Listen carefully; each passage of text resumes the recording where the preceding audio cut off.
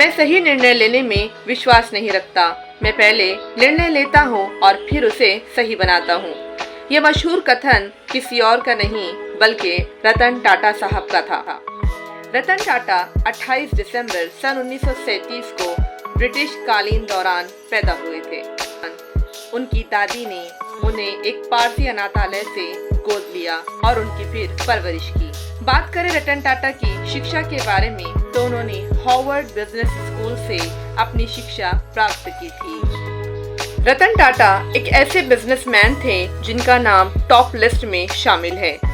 Ratan Tata businessman के साथ साथ एक स्किल्ड पायलट भी थे। सन 2007 में उन्होंने पहली दफा फाइटर जेट उड़ाया था। वो भारत के पहले ऐसे व्यक्ति थे जिन्होंने उस वक्त फाइटर जेट उड़ाया था। बात करें उनके बिजनेस की तो जब उन्होंने टाटा ग्रुप ऑफ इंडस्ट्रीज में अपना योगदान दिया और वहां के सीईओ बने तब उन्होंने अपनी कंपनी का ग्राफ 50% तक बढ़ा दिया था।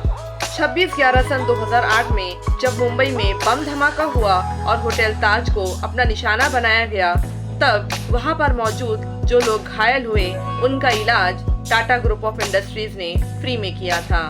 कोरोना काल के दरमियान टाटा ग्रुप ऑफ इंडस्ट्रीज ने भारत सरकार को कोरोना के मरीजों के इलाज के लिए 1500 करोड़ रुपए डोनेट भी किए थे। भारत सरकार ने उनके अहम योगदान और उनके काम को देखते हुए उन्हें पद्म भूषण अवार्ड से सन 2000 में नवाजा था। यही नहीं, उन्हें पद्म विभूषण अवार्ड से भी सन 2008 में नवाजा गया।